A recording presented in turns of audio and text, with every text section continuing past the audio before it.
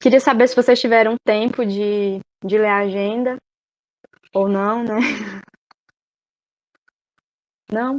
Teve gente aí que respondeu que não, por cima. Não, mas tranquilo, a ideia é somente vocês se familiarizem com a agenda, né, no decorrer desse modo. A gente não quer que vocês decorem os 17 objetivos e as 169 metas, é só para vocês irem se familiarizando com aquela ideia central do eixo social, o eixo ambiental, né, e o eixo econômico. A Lara ontem tinha questionado, né, sobre os indicadores aqui em Palmas, e eu disse que eu não sabia responder, então a gente quer começar uma hoje dando uma passada no site do ODS Brasil, né? Que nesse site a gente consegue visualizar esses indicadores. Ele é um site que serve para acompanhar os ODS aqui no Brasil. A gente tem informação de quais indicadores estão sendo produzidos, quais indicadores não têm dados, quais estão em construção. E acho que dimensiona muito para a gente aquela questão das metas também que não se aplicam, ou seja, já é o processo de tradução das metas a nível nacional.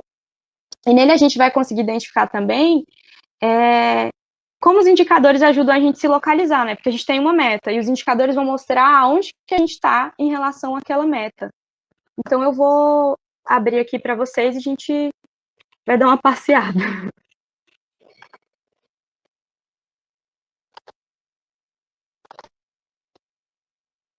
Então, aqui é o site, né? odsbrasil.gov.br. Quando você entra nele, se você clicar em qualquer um desses indicadores, né, qualquer um dos ODS, você vai ser encaminhado para a parte de indicadores. Eu vou entrar aqui no quadro geral dos indicadores, porque ele vai dar um parâmetro para a gente de como que está cada um deles.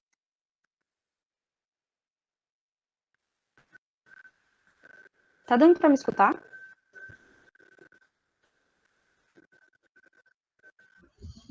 Tá ótimo o áudio, Natália. Tá.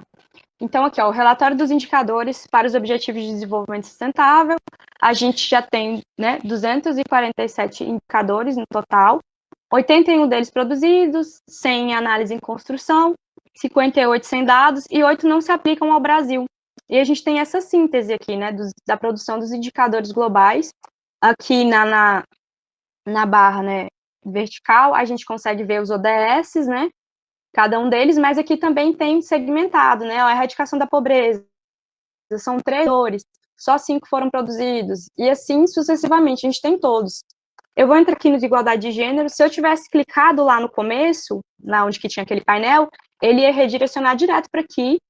O site é bem intuitivo, se eu passar para o lado aqui, próximo objetivo, aqui do outro lado é o objetivo anterior, e aí aqui, por exemplo, vai ter a meta, né?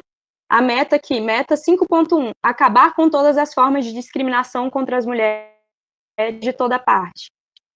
Tem o indicador 5.1, né? Que está em análise em construção. Na meta 5.2, que é eliminar toda forma de violência contra, né, todas as mulheres e meninas, a gente tem indicadores que são sem dados, né? Que, por exemplo, a proporção de mulheres ou meninas com mais de 15 anos, né, que sofreram violência sexual, a gente não tem esses dados. Por exemplo, em relação à meta 5.3, que vai falar aumentos prematuros e forçados e mutilação genitais femininas, o indicador 5.3.2, ele é um caso que não se aplica ao Brasil, que é o caso de mutilação genital feminina, né? Então, as metas estão aqui, né, todas destrinchadas, e os indicadores que ajudariam a gente a se colocar e como que tá, né, em que pé que tá, se tá produzido ou não. E aí a gente chega num que está produzido, que é o que eu falei ontem, né, que é sobre a questão do trabalho doméstico não remunerado, né, que as mulheres têm essa questão da dupla jornada. Então, esse é um indicador que está produzido, que a PNAD, né, tem a proporção de tempo gasto em trabalho doméstico não remunerado e cuidados por sexo, idade e localização.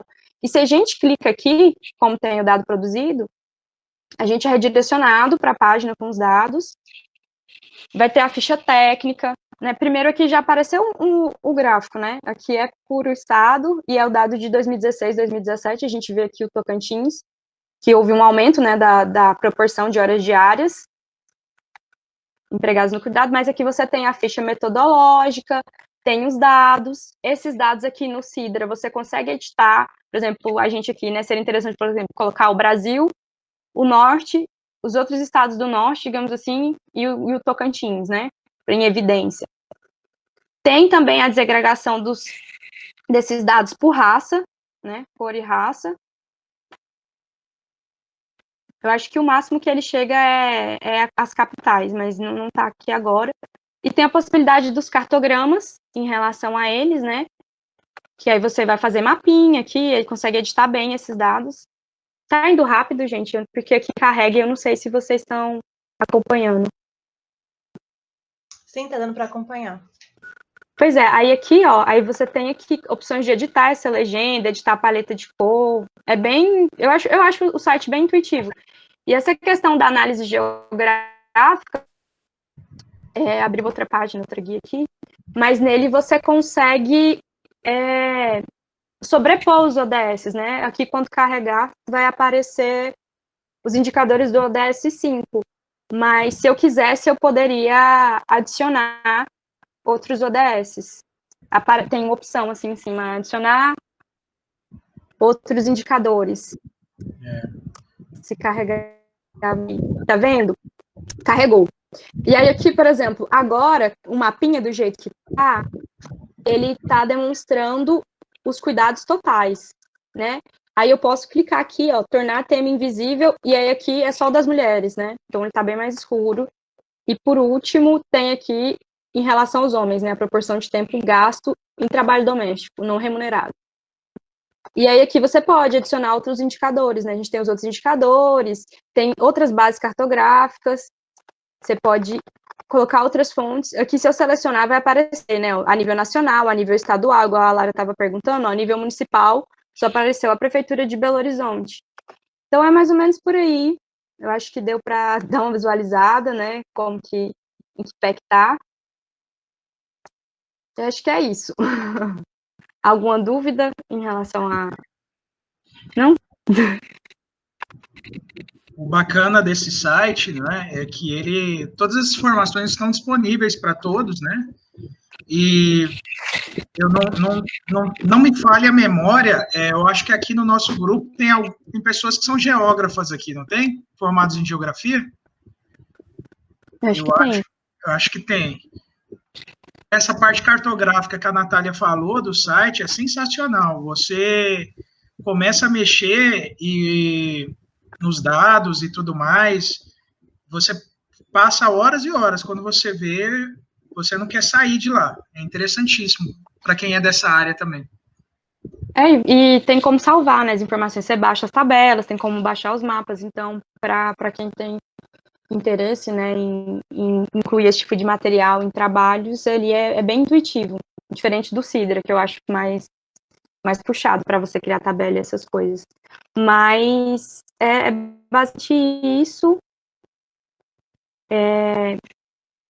Agora, a gente vai fazer uma atividade de fixação de conteúdo em relação à agenda. Eu vou projetar um texto.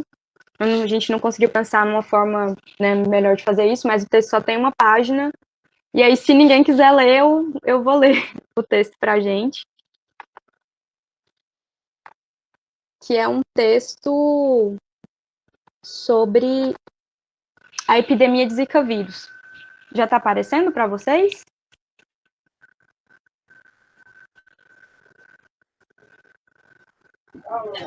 Agora sim, Natália, já tá para ver. O tamanho tá bom? Mais um pouquinho. E aí? Tá ótimo. Então tá. A epidemia de Zika vírus, um problema de desenvolvimento. O mosquito Aedes aegypti, transmissor do vírus da dengue, foi conhecido também como responsável pela transmissão de duas novas doenças, a Zika e a chikungunya. Em 2016, a médica brasileira Adriana Mello, encarregada pelo atendimento de todos os municípios do sertão da Paraíba, foi a responsável pelo descobrimento das primeiras evidências da correlação entre Zika vírus e microcefalia. A epidemia de Zika vírus que o Brasil enfrentou revelou inúmeras fragilidades do Brasil no tocante à garantia de direitos e acesso a serviços públicos de qualidade. Falta de saneamento adequado, descaso no descarte de materiais que acumulam água da chuva e servem como criadores dos mosquitos, precariedade no sistema de saúde pública, desigualdades sociais e regionais, falta de políticas públicas de saúde com foco nas necessidades das mulheres, dificuldade de acesso à justiça e etc. Em outras palavras, a epidemia mostrou que são muitos os desafios a serem superados para que o Brasil possa traçar uma trajetória consolidada rumo ao desenvolvimento sustentável, sem deixarmos ninguém para trás. Por serem integrados e indivisíveis, os Objetivos de Desenvolvimento Sustentável, os ODS, refletem a possibilidade de enfrentar os problemas a partir das causas que os provocam. Os ODS são ferramentas de ação para o enfrentamento do mosquito Aedes aegypti. O combate à epidemia de Zika vírus pede esse tipo de ação integrada. Entende-se que a abordagem das causas estruturais da epidemia de Zika vírus passa pelos seguintes ODS. O ODS 1, erradicação da pobreza, entendida na sua multidimensionalidade. O ODS 3, a garantia de acesso a serviços de saúde de qualidade. O ODS 5, acesso universal à saúde sexual e reprodutiva. E o ODS 6, acesso a saneamento adequado para todos. O ODS 10, redução das desigualdades. E o ODS 11, promoção de cidades mais sustentáveis e inclusivas. Os ODS são, portanto, ferramentas de ação para enfrentarmos a degradação das condições de vida nas cidades, garantirmos saneamento ambiental de qualidade, acesso contínuo à água, coleta de lixo adequada e esgotamento sanitário, com o objetivo de evitar as condições de desenvolvimento do mosquito Aedes aegypti. Por meio da ação integrada e coordenada dos ODS, podemos construir de fato um país resiliente e livre do mosquito Aedes aegypti, capaz de enfrentar este e outros problemas do desenvolvimento.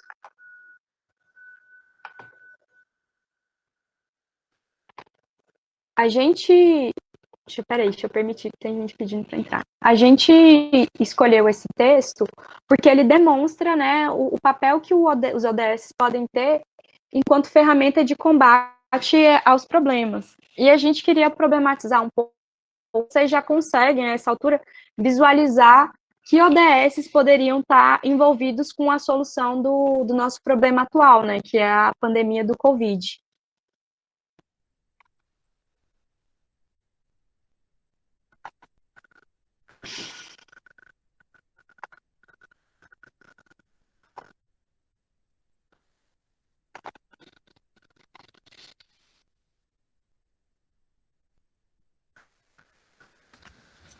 Tem que falar agora?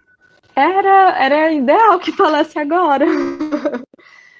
Não precisa ser, gente, ODS 17, ODS, mas falar, né, pelo que vocês entenderam, absorveram da agenda, por onde que vocês acham que passam algumas das soluções e como isso pode se integrar. Se vocês não lembrarem qual é o ODS exatamente, a gente ajuda, mas a ideia era fomentar o debate agora, a partir do texto, né? Se vocês quiserem, eu deixo o texto espelhado, o do Zika vírus. Ou vocês preferem deixar a agendinha com os 17?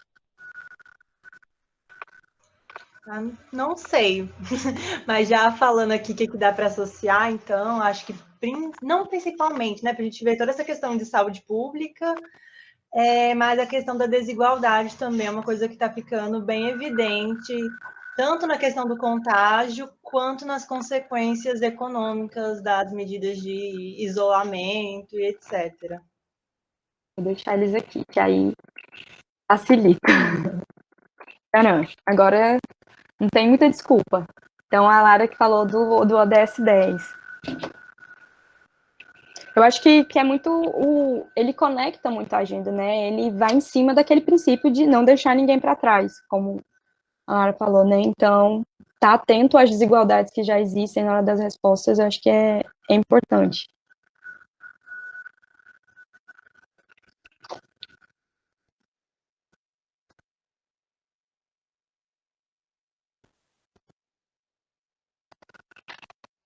Certo. Igualdade de gênero também acho que dá para entrar. O Gustavo disse que perguntou se era para falar agora, eu achei que ele já ia falar. Vou tentar falar alguma coisa, porque eu tô chegando em casa, peraí, tô abrindo meu quarto. Dificuldade da conexão, gente, tá? Não faz fácil. Mas se a gente for pensar, por exemplo, eu não vou falar os ODS agora, mas Mas se a gente pensar assim, quais são os principais problemas da pandemia? Primeiro, que é a dificuldade de fazer a quarentena, né? Em razão do quê? De a gente não ter o sistema, né? A gente não tem um sistema que consegue dar essa assistência para as pessoas, principalmente os mais pobres, de ficar em casa. E esses que podem ficar em casa, geralmente são pessoas que já têm um saneamento básico adequado, que podem usar o álcool, né? Isso na base da pobreza não existe, não tem nem água para essas pessoas fazendo a higiene básica, não tem alimento, então essas pessoas acabam recorrendo a trabalhos, qualquer trabalho, né, se expondo, estando aí na frente dos piores postos de trabalho, se expondo ao vírus, né? E a questão da educação também, né? Porque a gente tem uma dificuldade de chegar às informações para as pessoas com qualidade, para elas conseguirem se proteger, enfim. Então, a desigualdade acho que é o principal problema, a pobreza extrema também. O acesso à alimentação, a gente está vendo que os preços dos alimentos estão crescendo muito aqui no Brasil, então aí eu vejo que tem um ODS da questão da alimentação também. Então, a gente teria que ver que tipo de cidade a gente teria que produzir para conseguir dar esse suporte para as pessoas, para que não virasse, esses itens essenciais não virassem itens de luxo, né, hoje, né? Então, a gente está vendo aí o pessoal voltando para a linha da pobreza e da fome no Brasil. Então, isso tinha que ter sido pensado antes, porque a pandemia não é a primeira vez que a gente passa por uma pandemia mundial no mundo, né? É basicamente isso. Muito bom. Você falou do ODS 1, do 4, do 6 e do 8, né? Que é erradicação da pobreza, fome zero, educação de qualidade, água potável e saneamento, trabalho decente e crescimento econômico. Deixa eu só permitir uma pessoa. Mais alguém? Eu acho interessante quando o Gustavo coloca da alimentação e da educação, porque foi uma das coisas que vai acontecer aqui. Eu não sei se ela teve continuidade, né? Mas como, por exemplo, as aulas estão sendo remotas, né, e nem todo mundo tem acesso, e sabendo que a merenda escolar, né, às vezes é uma refeição, a refeição, né, tinham algumas escolas que estavam distribuindo, né, alimentos às famílias dos estudantes das escolas públicas, pensando nisso, né, que o que implica, né, o impacto da ausência da merenda na vida dessas famílias.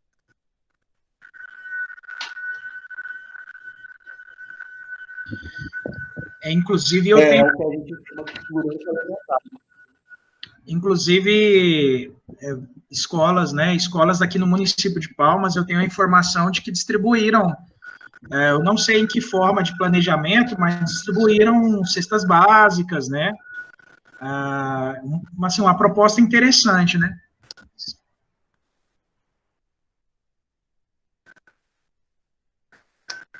A Lara chegou a comentar um pouco a questão de gênero. Eu não sei, eu acho que a gente pode voltar nisso depois da exposição da Link, acho que vai ajudar a gente em algumas coisas, ou se vocês tiverem mais alguma contribuição, como ficar melhor para vocês. Eu acho que tem um ODS que eu não estou vendo, que eu não estou conseguindo enxergar mesmo, que eu lembro que é aquele que é a integração, né? Que é a interligação dos demais.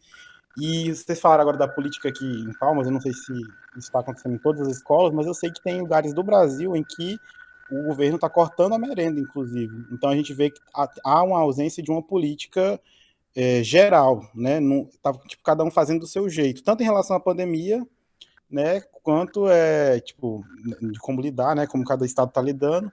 Não há uma postura geral do estado brasileiro, ou, enfim, é uma diretriz geral para a organização dessa questão, né, para atender essas necessidades básicas. Então, acho que faltaria essa questão da integração aí, que eu acho que o ODS tem um aí, que é parcerias para o implementação. 17, parcerias e meio de implementação, é o 17. Muito obrigada pela contribuição. A gente tem esse problema, né, inclusive no começo da pandemia, né, de a gente não ter um guarda-chuva a nível, né, Natália, Oi. Desculpa te interromper, a Carol quer também fazer sua contribuição. Eu só vou terminar e ela fala. Eu só estava falando que, tipo assim, que a nível federal a gente não teve, né, um guarda-chuva para amparar essas diferenças, né? E quando a gente volta para o 10, é justamente isso, que existem desigualdades sociais, mas existem também desigualdades regionais. E aí a gente fica, às vezes, né, meio que, igual falou, sem um norte, sem uma diretriz. A gente importa modelos, né, estanques de prevenção, de fica em casa, lave as mãos, e como o Gustavo falou, tem gente que... Então, eu queria falar só um pouquinho sobre essa questão da igualdade de gênero, né? Desculpa, gente, eu tô assim, falando pelo celular, não sei nem para onde que eu olho aqui direito, porque eu sou acostumada com o notebook. Então,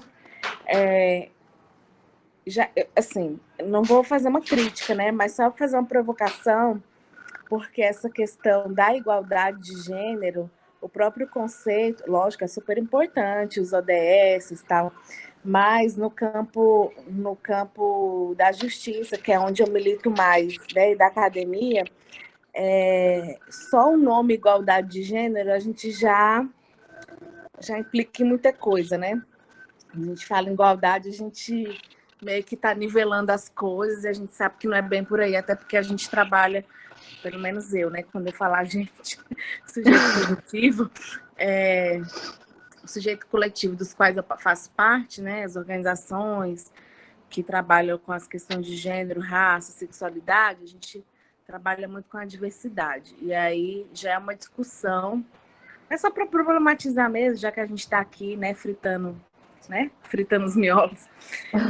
Eu acho que a questão, o conceito de igualdade, ele acaba meio que nivelando as coisas que nunca vão ser muito niveladas. Eu acho que é uma coisa muito utópica, né? No sentido de que está mais para a equidade do que para a igualdade. Essa foi uma discussão que eu comecei a prestar atenção mais nesse ano, porque eu também falava muito em igualdade, né? E outra questão, para fazer um link com esse momento, com essa conjuntura que a gente está vivendo, que é histórica, né, no mundo, é que eu tenho percebido uma discussão sobre essa questão de privilégios de trabalho, que eu acho que é o ODS do trabalho decente e crescimento econômico, né? É o 8. Isso.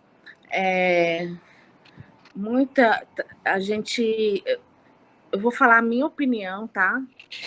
Que também é uma opinião coletiva de algumas redes, associações com as quais eu trabalho e participo, que tem a ver com o trabalho digno. Muita gente falava que é privilégio poder ficar em casa, privilégio isso e aquilo, né?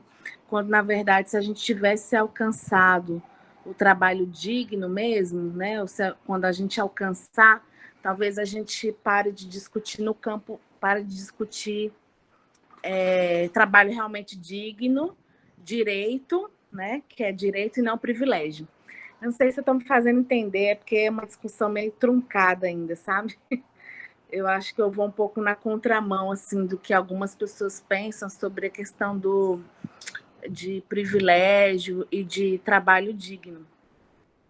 E aí tem um pouco a ver com gênero, e por isso eu estou falando das duas coisas, porque eu percebo que nessa pandemia, com relação ao trabalho, né, muitas mulheres, elas puderam, algumas puderam, muitas não puderam ficar em casa, né, e perceberam que houve, assim, são relatos, tá, gente, que eu coleto, assim, do campo no campo mesmo, da minha militância no direito, que ficaram muito mais sobrecarregadas, porque muitas têm que conciliar o trabalho em casa, o trabalho doméstico, a educação das crianças, né?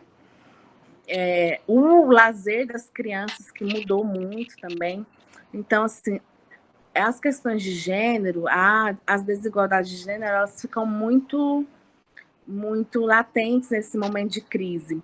E, assim, eu vejo, por exemplo, falando de uma família heterossexual, né? Que os pais tendem a voltar mais rápido para o trabalho, os homens tendem a voltar mais rápido para o trabalho e tendem a deixar o cuidado, né? A sobrecarga de trabalho das duplas ou triplas jornadas para as mulheres. Então, eu acho, assim, lógico, a gente sabe que nos momentos de crise as mulheres se sobrecarregam mais, em especial as mulheres negras, e nos momentos de crise a gente vê os direitos sendo retirados de maneira mais acelerada.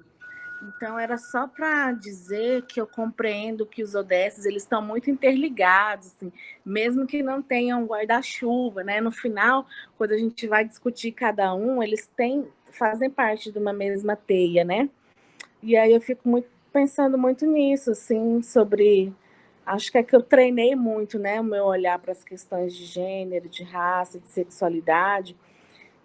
E aí fico pensando que são objetivos, mas objetivos assim, muito de metas para muitos anos, né? Por exemplo, uma última pesquisa que eu dei uma olhada, que fala sobre essa equidade de gênero, que ela só seria alcançada daqui a 100 anos. Então, eu fico assim, no momento de crise, eu fico muito inquieta, sabe? Eu fico pensando, tem pouca gente na sala, mas a gente pode falar uma palavra. Eu fico pensando, que porra é essa, entendeu? Que a gente fica nadando, nadando, nadando, e parece que a gente não sai do lugar, né? Quando a gente sai um pouquinho, dá um passo para frente, 2 para trás.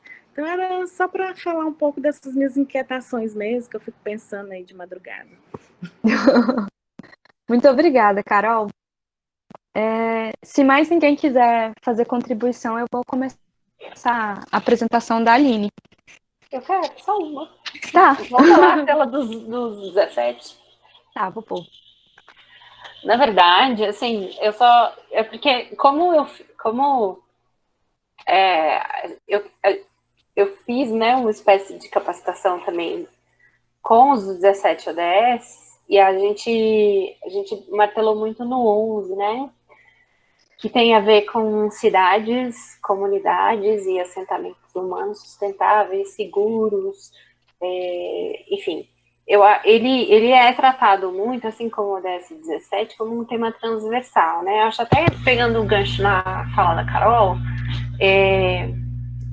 a gente vê todas essas situações de diferença e de desigualdade, ou desequidade, ou, enfim, de desníveis, né, de tratamento, ou de atribuição de diferentes graus de importância para cada temática. A gente enxerga que a questão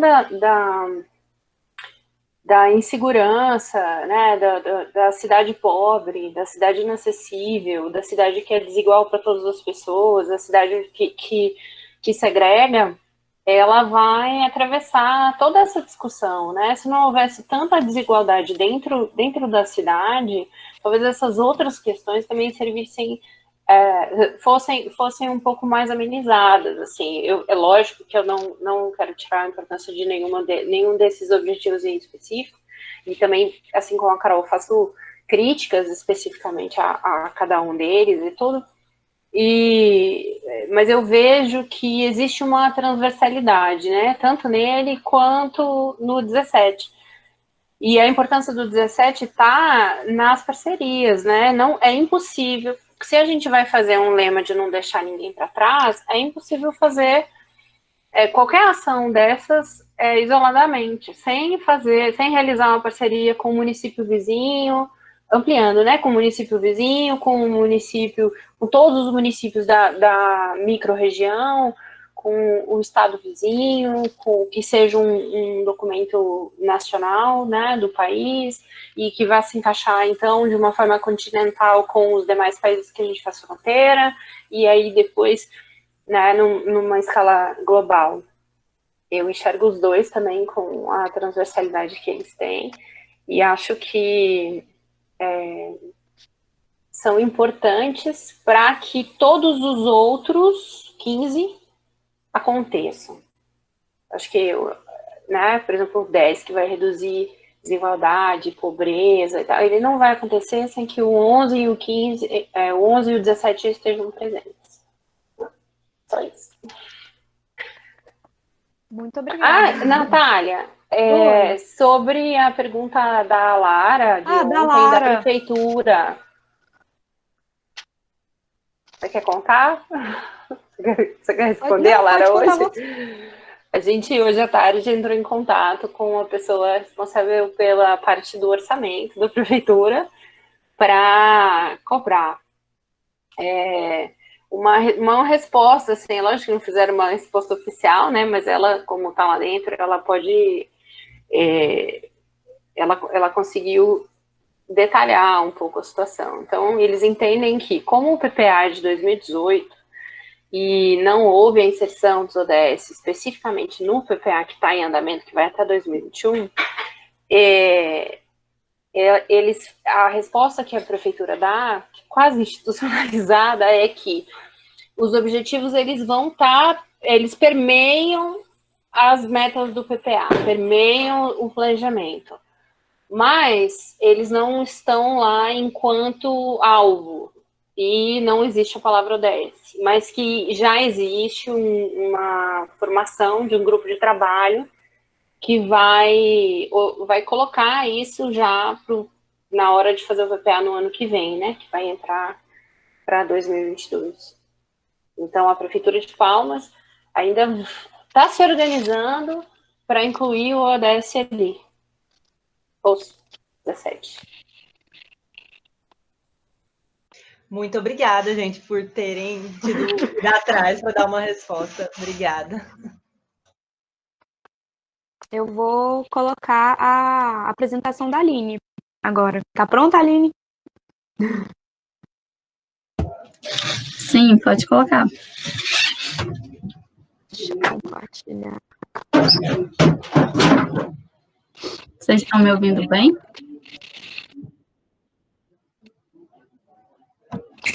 Eu tô.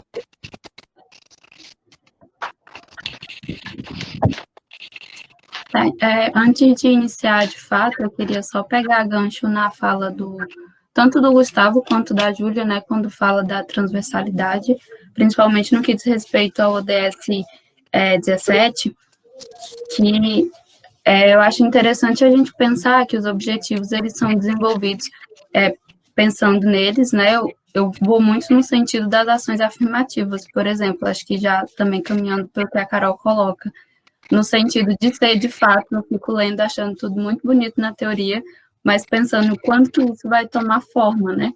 Mas assim como nas ações afirmativas, a gente imagina que em algum momento a gente vai alcançar uma equidade, então eles não vão precisar ser seguidos à risca, mas os objetivos, eles se desmembram, como a gente vai ver mais à frente, justamente para que a gente consiga alcançar uma concretude, não tem em nenhum momento falando que de forma integral, né, mas que a gente alcance pelo menos uma parte das ramificações que ele tem, a gente já vai conseguir um estágio de bem-estar social, digamos assim, um pouco mais razoável.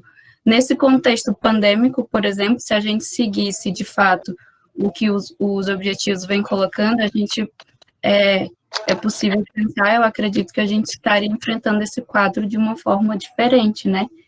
E também uma coisa que eu acho interessante nos objetivos é que ele não oferece medidas paliativas, que vai resolver parcialmente.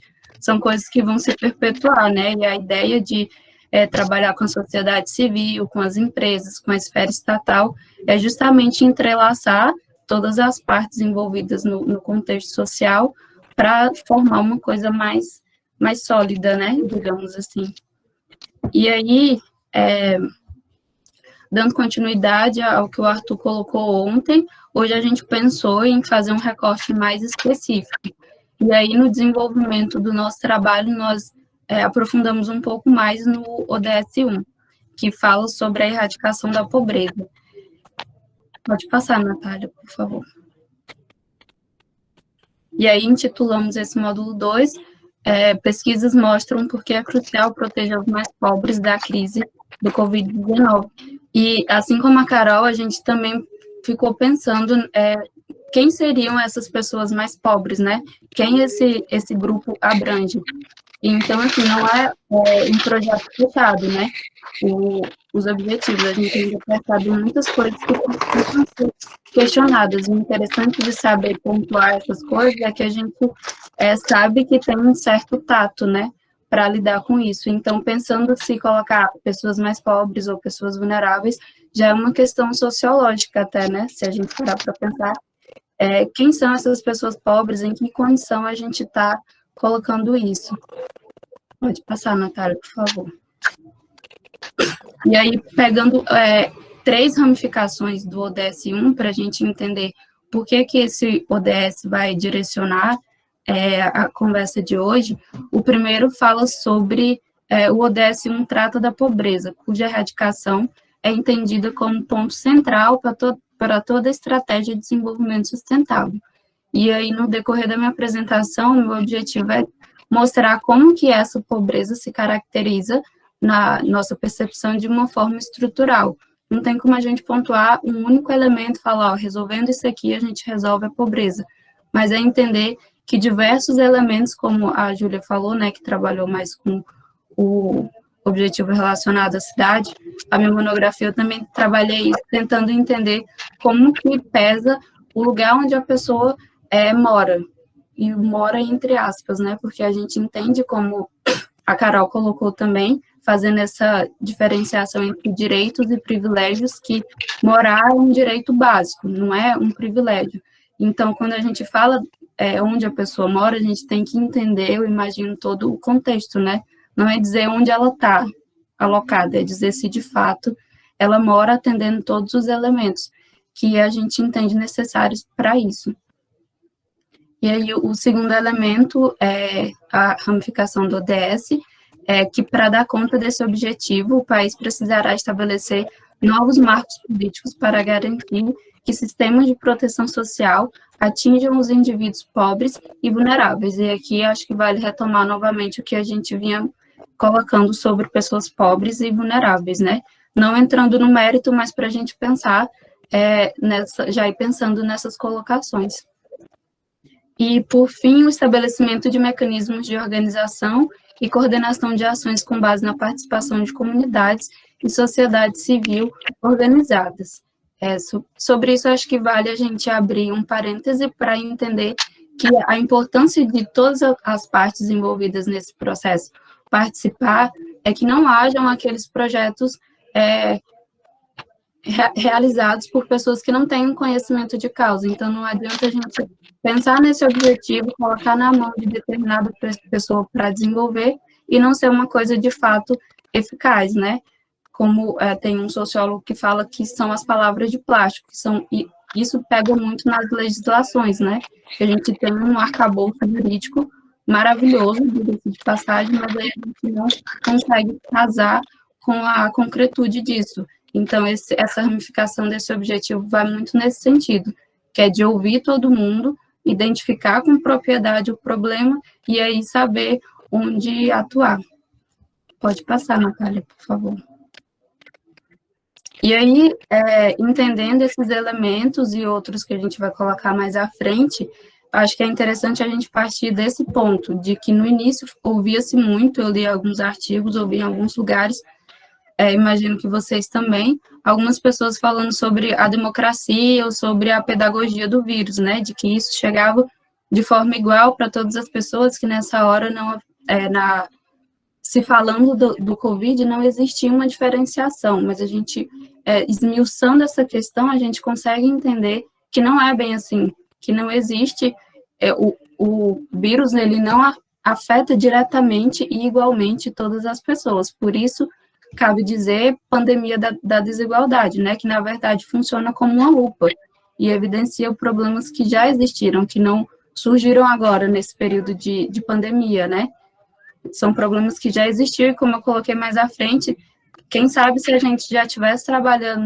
na realização desses objetivos de desenvolvimento sustentáveis, o dano tivesse sido um pouco menor, né, nesse sentido.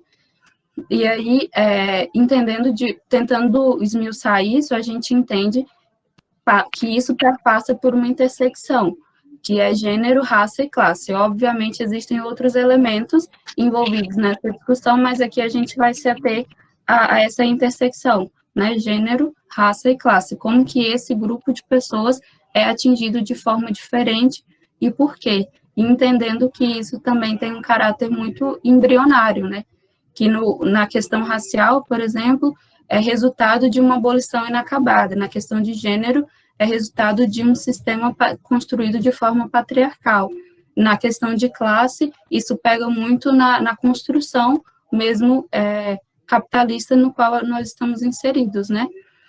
E aí, esse estudo é bem recente até, ele foi desenvolvido pela Fiocruz e por alguns pesquisadores da UERJ, e ele demonstra como que vários elementos são responsáveis por essa pandemia da desigualdade. E aí vai entrar saúde, saneamento, o acesso a direitos básicos, né, que todas as pessoas deveriam ter, não só nesse cenário.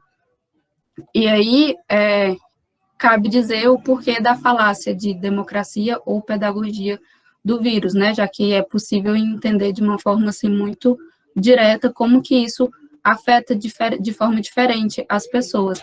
E aí entra, acho que um pouco até no questionamento da Lara, né, sobre os dados, que a gente tem um problema muito grande com a elaboração de dados nas mais diferentes esferas, porque os filtros são muito falhos, né? No início, aqui na minha cidade, por exemplo, era publicado o boletim e só trazia o número geral, não trazia isso por bairro. Depois trouxe esse número por bairro, mas a gente não tem uma ramificação maior, então a gente não sabe elaborar propostas pontuais se a gente não sabe, de fato, quantificar, observar com mais propriedade onde que está o problema, né? E aí em Palmas também estava acontecendo muito isso. No início, os boletins eram colocados de uma forma mais geral, depois ele foi se ramificando e depois eles pararam de ser divulgados. E esse problema com dados, acho que não tem como a gente se distanciar de uma questão política, né? Porque vivendo em um país dito democrático, a gente passa diretamente por essa questão política, e essa questão dos dados implica muito nesse sentido. Tinha uma portaria do Ministério da Saúde, bem depois foi colocada, que tinha que dizer o perfil racial das pessoas que davam entrada no hospital. E aí, de poucos estados, salvo engano, 6 estados, conforme essa pesquisa, só 6 estados que estavam respondendo a esse filtro, né, colocando o perfil racial das pessoas. Mas analisando de uma forma mais específica essas pesquisas, o Espírito Santo, por exemplo, não seguia lá os dados do IBGE, né, quanto à raça. Então, a gente não tinha pessoas indígenas envolvidas nessa pesquisa, a gente não tinha pessoas pardas. Então, isso é um indício de como que os filtros são falhos e como que, às vezes, é difícil a gente, principalmente no campo da pesquisa, né, desenvolver alguma coisa baseada com dados, mas também como é necessário a gente aguçar os nossos sentidos para esse contexto, né. Tanto é que a nossa ideia inicial era fazer um observatório, no sentido de observar observar mais de perto todo esse contexto, né. A gente não teria pernas para fazer, por exemplo, um relatório de Palmas, mas a gente queria pegar uma quadra, saber os programas, as políticas públicas que estavam sendo desenvolvidas e saber se estava tendo eficácia. Mas aí, por conta de vários elementos, a gente não conseguiu fazer no momento, né? Quem sabe em outro momento a gente consiga desenvolver isso e entendendo a importância de aguçar os nossos sentidos para essas questões que são invisibilizadas, né? Pode passar, Natália, por favor.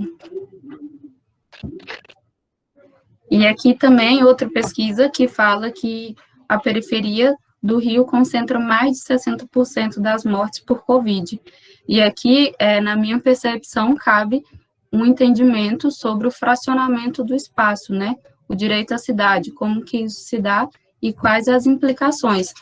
E aí, entender como que os direitos chegam e quando chegam em cada região, como que a gente entender a espacialização, né, pesa nesse sentido de interpretar que, como a Marielle colocou lá na dissertação dela de mestrado, né, onde tem asfalto, a bala é de borracha, onde não tem, a bala é mais direta, né, e aí a gente tem efeitos mais catastróficos. E aí, fazendo essa analogia para entender aqui, a gente pegando dados do Rio, de São Paulo, que trazem essa estratificação do espaço, nas áreas nobres os dados são bem inferiores, e nas regiões periféricas os dados são bem mais alarmantes.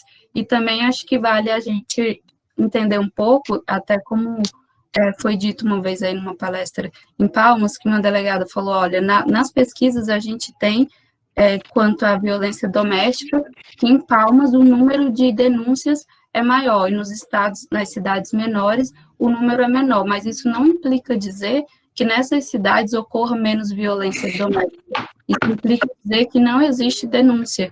E aqui, estabelecendo um paralelo com essa questão das cidades, não implica dizer também que esses dados que a gente tem são fechados, porque falta muita coisa, né, como estava acontecendo no Rio também.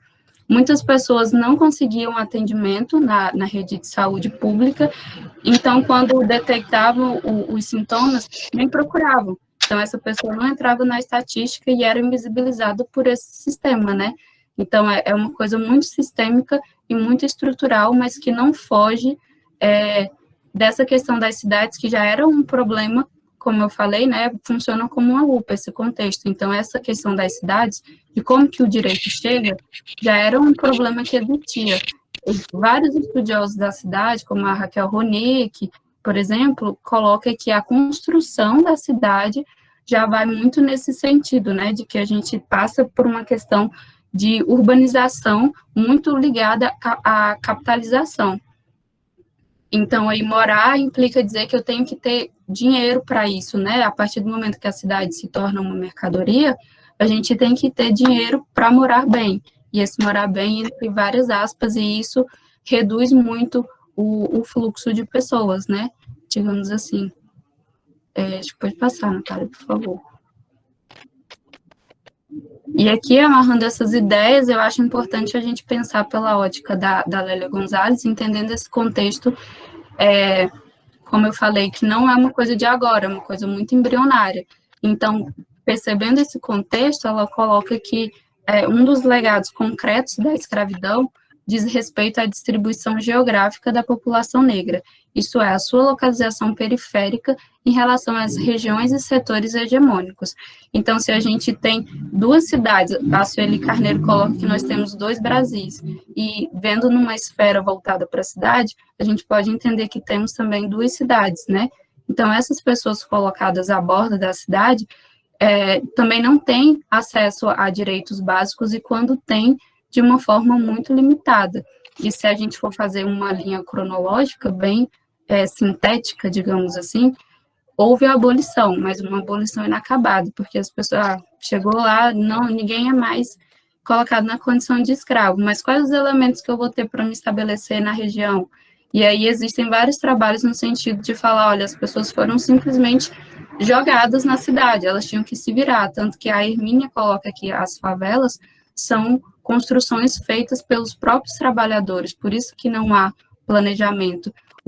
Em Palmas, por exemplo, que é uma cidade dita planejada, eu acho muito interessante a gente pensar planejada para quem, né? Porque se a gente está ali no miolinho da cidade, a gente tem um pouco mais de acessibilidade, mas se a gente vai para o Taquari, se a gente vai para as bordas da cidade, a gente já percebe que existe um contraste muito grande, né? Tanto que algumas pessoas falam que as outras regiões nem são mais Palmas, atravessou a ponte, não é Palmas, foi para uma região mais distante, não é Palmas. Então, às vezes, a gente fica com uma visão muito limitada nesse sentido, né? E não que seja uma coisa intencional, mas que o próprio sistema trabalha para isso, né? Pode passar. Essa pesquisa também, que falou que acho que há uns 2 meses, então, se a gente for atualizar, talvez, vai no mesmo sentido, né, de diferença, mas a porcentagem talvez tenha diferença, mas que fala que pessoas negras têm 85% mais chance de morrer por Covid em São Paulo do que brancos, e isso é uma concretização da colonialidade, né, de todo esse processo que a gente passou. Então, como é uma coisa estrutural, embrionária, tudo muito amarrado uma coisa na outra, não tinha como a gente esperar outro resultado agora, né? Pode passar. E aí, essa pesquisa fala que a desigualdade no Brasil registra o pior índice desde 2012. Aí o gráfico a seguir vai ajudar a gente a entender melhor isso. Pode passar. A gente tem um índice de desenvolvimento humano razoável, digamos assim, mas aqui, onde tem essa barrinha azul por trás, indica para a gente o período da crise financeira global. E aí, se a gente for pensar quem sofreu diretamente os efeitos dessa crise financeira, a gente já vai chegar num grupo que está relacionado à interseção que eu mencionei anteriormente, né? Então, essas pessoas não tiveram nem tempo para se restabelecer minimamente, vem esse contexto, e aí essa barrinha vermelha vai fazer uma simulação para a gente de como que hoje é entendida a situação do IDH. Então, a gente só despenca nisso, né? E nesse sentido também existem várias outras pesquisas que demonstram, por exemplo, que o Brasil está voltando para o mapa da fome, e várias outras questões nesse sentido que só evidenciam para a gente quem são as pessoas afetadas por esse contexto, né? E aí, pensando nas ramificações dos Objetivos de Desenvolvimento Sustentável, é interessante a gente perceber que intervenções coordenadas com foco em igualdade podem ajudar as economias e sociedades a se mobilizarem, mitigando os impactos de longo prazo da pandemia da Covid-19, porque agora a situação já está bem complicada, mas a gente já pode pensar mais para frente, como que isso vai se dar e, de novo, quem vai sofrer os efeitos de todo esse contexto, né? Pode passar, Natália, por favor. Só falando novamente dessa questão dos dados, da desigualdade, um dado que eu esqueci de citar, é que fala do índice de Gini, que acho que o Arthur até mencionou ontem, né?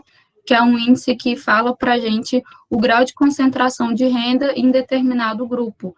E o Brasil está em um nível considerado muito problemático, uma coisa muito sintomática, que se a gente atingiu o nível que é, salvo engano, 0,54, é porque a gente está inserido num contexto bem complexo, né? E aqui essa notícia levanta algumas questões para a gente. Ele fala sem TV, internet e demora no socorro da ambulância. Saber o que fazer se alguém passar mal por causa da Covid-19 é uma dúvida na comunidade de Maslac, extremo sul da capital de São Paulo. Cortou aqui na reportagem, mas é de São Paulo essa pesquisa. E aí essa pesquisa, quando pontua para a gente a dificuldade de acesso a meios de informação, a dificuldade de acesso ao sistema de saúde e a dificuldade de se comunicar e de saber de fato o que está acontecendo, acho que vai muito no sentido do que Darcy Ribeiro coloca para a gente, que a crise da educação no Brasil não é uma crise, mas é um projeto, né? Então, esse projeto se ramifica aqui no sentido de distanciar esse grupo mais afetado de informações, assim, de suma importância. E mesmo quando essas pessoas têm informações que às vezes a gente fica, fulano de determinado lugar não sabe que isso está acontecendo. Às vezes a pessoa até sabe, mas quais os mecanismos que ela tem para reagir a isso, né? Existem alguns bairros que falam, a gente pode até ligar para o SAMU, para a ambulância, mas não tem como chegar até aqui, porque não tem pavimentação. Nos morros, as pessoas, tem uma região, que eu não me recordo o nome, mas que fala que muitas pessoas morriam em casa, porque elas não tinham como enfrentar esse sistema. Se chamava ambulância, não chegava até lá, tinha que ir de carro, as pessoas não tinham carros, chegava lá, o sistema estava abarrotado. Então, assim, o que fazer diante de todo esse contexto, né? Pode passar, por favor. E entrando de novo na questão da desigualdade, né? Pegando um pouco gancho na questão da renda, essa pesquisa fala para a gente que a maioria dos brasileiros inscritos no cadastro único é mulher, negra e com renda de 285 por mês, o que se encaixa aqui diretamente na intersecção, né? Gênero, raça e classe. E como a gente tem que pensar nisso não como uma coisa pontual, mas como uma coisa estrutural, né? E aí, imagina uma pessoa sobreviver, tentar sobreviver um mês inteirinho com R$285, né?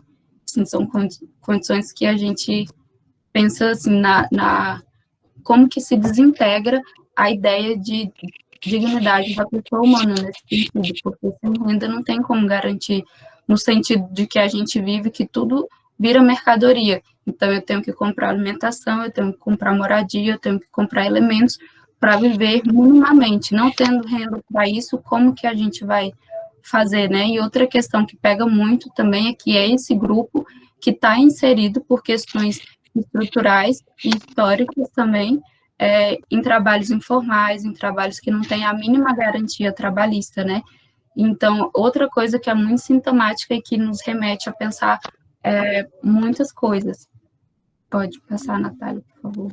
Eu só ia falar que quando você fala disso do comprar, me remete muito o Milton Santos, né, que coloca a figura do cidadão consumidor, que você,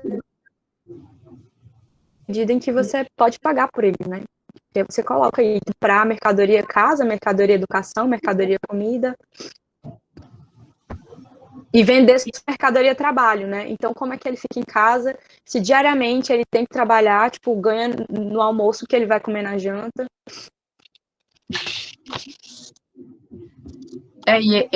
Esse quadro mostra para a gente como o trabalho da Natália, por exemplo, né, que vai falar sobre empregadas domésticas, em Belém chegou a ser categorizado como serviço essencial, mesmo no contexto pandêmico. Então, se a gente for pensar nos pormenores, essa mulher ia ter que sair de casa, enfrentar o transporte público, e olha todo o risco que ela ia estar sendo submetida, né? E eu falo ela porque, via de regra, são mulheres, e mulheres negras que realizam esse trabalho, né? E aí, a gente pegando o gancho um pouco na questão de pensar o que é legal hoje, quem está por trás de quem define o que é legal, de quem define o que está visto pela legislação, né, é muito problemático, porque muitas coisas, a reforma trabalhista, por exemplo, que se a gente for pensar a reforma no sentido de uma coisa que vai beneficiar, não é uma reforma, né, desassiste muitas pessoas que a gente estava a passos lentos andando, subindo alguns degraus, mas a gente retrocede, assim, com essa reforma e com várias outras tomadas de medidas, de uma forma, assim, que a gente consegue ver nesse índice de desenvolvimento, por exemplo, os efeitos de tudo isso, né? E aqui, um dos efeitos desse racismo estrutural, que a Tainá, arquiteta, também estuda essa questão da cidade, como que onde você está inserido na cidade diz muitas coisas, ela traz um dado que também nos diz muito, que é que os negros pediram mais auxílio emergencial, mas brancos tiveram mais sucesso. Então, assim, a gente, acho que com base nessas colocações, a gente entende por que as pessoas negras foram as que mais solicitaram esse auxílio emergencial, e também entende por que foram as pessoas brancas que conseguiram esse benefício, né? Eu acho que vai muito no que a Lélia Gonçalves coloca dos dividendos do racismo, as vantagens que esses dividendos trazem, e para quem que essas vantagens chegam, e aqui realmente vantagem, e não um direito, porque o auxílio emergencial não era um bônus, não é um bônus, né? Mas é uma política pensada num contexto social muito mais abrangente. Pode passar, por favor. E aqui eu acho que essa imagem também nos ajuda a refletir sobre algumas questões, quando ela coloca que nós, os vulneráveis, e aqui acima a gente tem uma mulher que não está em condições seguras, né, para realizar esse trabalho, e aqui embaixo outra mulher com exercício físico. Então, assim, a gente percebe a disparidade que existe, e dois casos muito emblemáticos que, nesse sentido, eu acho que ajudam a gente a refletir sobre algumas coisas, é que a primeira pessoa a morrer por Covid no Brasil foi uma empregada doméstica, mas quem trouxe inicialmente, acho que a expressão é equivocada, mas enfim, o vírus foram os patrões, né, que tinham viajado para o exterior e tal. Para a Itália. Mas aí eles tiveram mais condições de tentar resistir a esse processo, né? Ela não teve. E isso diz muito para a gente, até em outras esferas, quem são as pessoas que pagam a conta sempre, né? E outro caso é o caso da Mirtz, né, que foi aquela mãe que perdeu o filho, o menino Miguel, e assim, eu acho que entra muito também nessa questão da não garantia de direitos trabalhistas básicos, e evidencia muito essa questão do ser soberano, né, que eu acho que vai de encontro com o que o Foucault e o Achille Mbembe coloca sobre o biopoder, que é o domínio sobre a vida, sobre quem vai estabelecer o controle. E a gente teria o que a Hill Collins coloca de lógica binária, né? De um lado a gente teria o dominado e do outro lado o dominador. E qual é o partindo de que ponto essa pessoa que está dominando outra vai considerar o que é justo ou não. Essa pessoa não tem tato para falar, não, nesse contexto não tem como eu pedir para a mulher vir trabalhar, trazer o filho, ou para a mulher vir trabalhar mesmo com os patrões infectados e não dar o mínimo de assistência. Então, isso nos remete muito a pensar sobre todo esse controle sobre essa lógica do biopoder, o que desencadeia numa necropolítica, né, se a gente for pensar num sentido mais amplo, que a gente pode configurar esse sistema com base nessas colocações, que não é por acaso que, pensando nos dados que a gente tem, mesmo que falhe, que a maioria das pessoas afetadas são pessoas negras, não é um dado assim, nossa, o que aconteceu? Acho que existem vários elementos aí por trás que a gente precisa considerar. Pode passar, por favor. Posso só comentar uma coisa sobre o caso da Mirtz? A FENATRAD, desde o começo da pandemia, né, que é a Federação Nacional de Trabalhadoras Domésticas, ela já tinha se manifestado, porque como a Lara e a Carol pontuaram em relação ao ODS-5, uma das coisas que envolve muito a temática do meu estudo é o trabalho de cuidado, né? Seja ele remunerado ou não. E a classe das trabalhadoras domésticas, elas entram, né, nesse trabalho do cuidado, apesar de, às vezes, formalmente, elas não serem conhecidas como trabalhadoras do cuidado. E aí, acaba que a FENATRAD fez uma campanha, né? Cuida de quem te cuida, que era justamente no sentido de, quando a Aline coloca, né, dos decretos municipais, considerando serviço essencial, de dispensar essas mulheres. E, enfim, não acabou acontecendo, né? No caso da Mirtz ainda é mais grave, porque a gente está falando de cuidado, né? E ela, a gente nesse momento em que as escolas estão fechadas, as creches estão fechadas, e a gente tem infraestruturas de cuidado muito precárias também, as pessoas, elas vão recorrer a arranjos precários. E porque tem que evitar de levar as crianças, né, para ficar com os avós. Mas e se a mãe vai trabalhar? Ela eventualmente acaba deixando com parentes, com vizinho, ou levando para o trabalho, que foi o que aconteceu com a Mirtz, né? E aí acaba acontecendo esse tipo de situação muito trágica. E, enfim, tem uma série de nós aí, né, nessa situação, né, que são nós de desigualdade, que é a interseccionalidade, que vão demonstrar isso tudo que a Aline tem pontuado aí, né, de como que essas desigualdades vão definir muitas coisas, né, a gente está lidando com problemas pré-existentes e o Covid é apenas uma lupa em cima disso, aumentando a dimensão disso. Eu acho que dá muito gancho para a gente pensar na divisão racial e na divisão de gênero que existe na esfera trabalhista, né? E tinha até uma postagem esses dias da moça falando, se fosse eu, não tinha levado meu filho, não tinha me submetido a essa situação. Mas se a gente for olhar todos os elementos que estão envolvidos no contexto, será que ela tinha a opção de ir ou não trabalhar, de levar ou não o filho, né? Eu acho que vai muito no exercício de se colocar na pele que a gente não habita, que não é porque minimamente eu, por exemplo, teria essa opção que ela vai ter também. E não é a Mirtz a figura dela em específico, a gente pode estender essa interpretação para inúmeras pessoas que passam por isso, né? E quando a Natália fala... Pode falar, tu. Não, eu vou esperar você terminar, Aline, para adicionar também umas opiniões. Quanto à escola, por exemplo, muitas crianças conseguiram continuar no ensino, mesmo no ensino remoto, né? Apesar de ter um quantitativo menor de aprendizagem e tal, mas conseguiram se adequar a esse ensino remoto, até mesmo porque tinham condições para isso, mas inúmeras crianças não tinham internet em casa, não tinham o mínimo de estrutura para fazer o exercício desse direito básico à educação, né? E aí algumas escolas, como o Arthur e o Gustavo colocaram, acho que o Arthur colocou no início, estavam distribuindo cesta básica e alguns lanches para as crianças, porque existem várias pesquisas que demonstram que muitas crianças só fazem alimentação na escola. Então, pensa nesse contexto que as crianças não iam para a escola, que os pais tinham uma condição muito mais reduzida, como que fica a segurança alimentar dessas pessoas, né? E aí estender esse contexto para a família toda. E agora, com o retorno de algumas instituições, nas escolas particulares, que tem mais aparato, algumas conseguem não ter muitos casos, enfim, mas na escola pública o quadro é completamente diferente, né?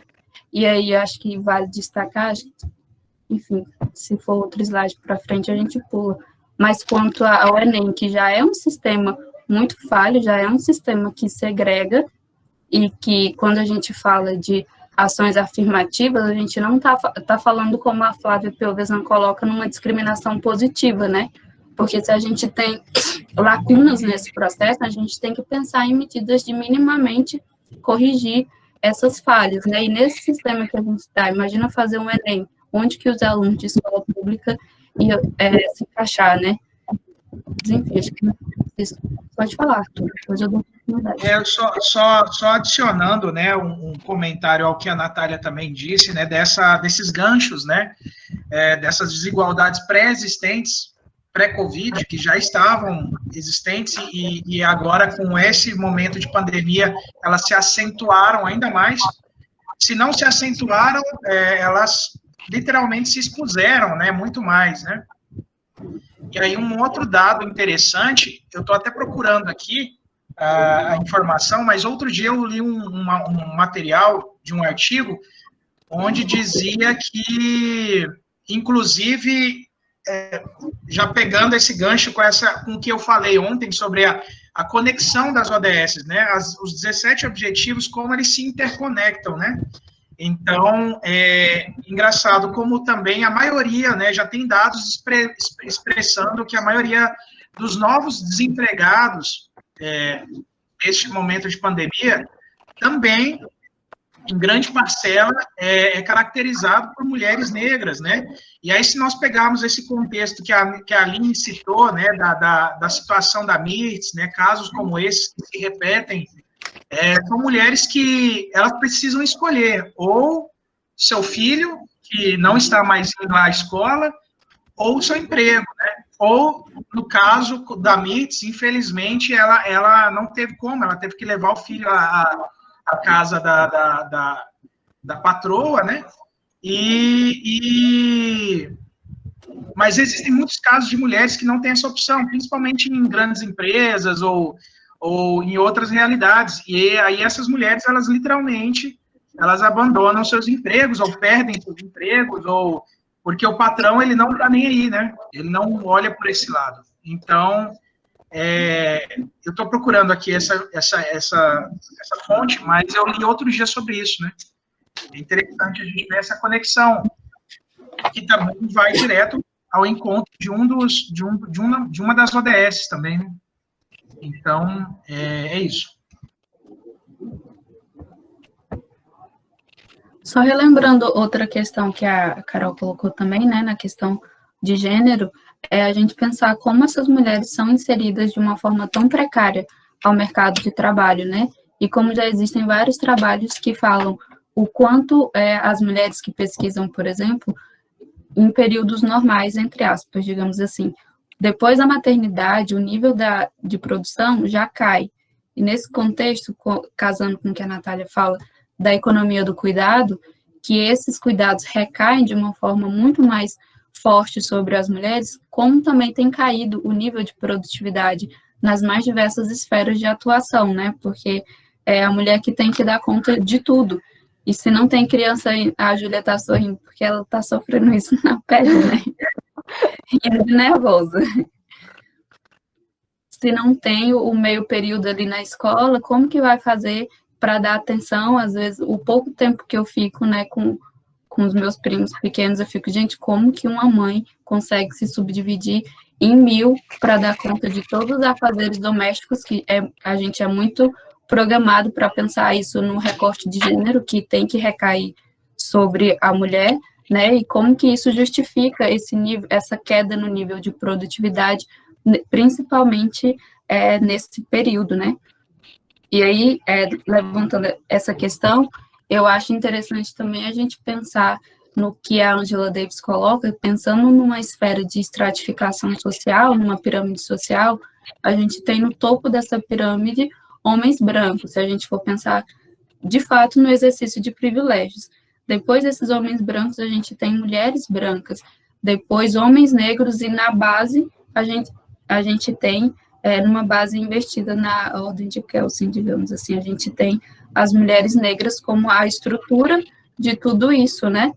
E o Silvio tem uma colocação muito interessante, que é no sentido de falar, olha, as mulheres negras são as que mais trabalham em prol da tributação, são as que mais colaboram, isso, são as que mais colaboram, são as que mais pagam tributos, mas em contrapartida são as que menos acessam aos direitos que esses tributos garantem. Então isso é uma coisa muito sintomática que demonstra para a gente também a complexidade desse problema, né? Como que são vários elementos amarrados aí para a gente chegar nesse caos instaurado. E aí, quando eu falo que não tem como a gente se desprender da questão política, é porque colaborou muito para despencar ainda mais o contexto problemático que a gente está, no sentido de organização ou de orientação que não tem, pensando em todos esses contextos, como que a gente pode pontuar essas questões, como que a gente pode resolver essas questões. Não tem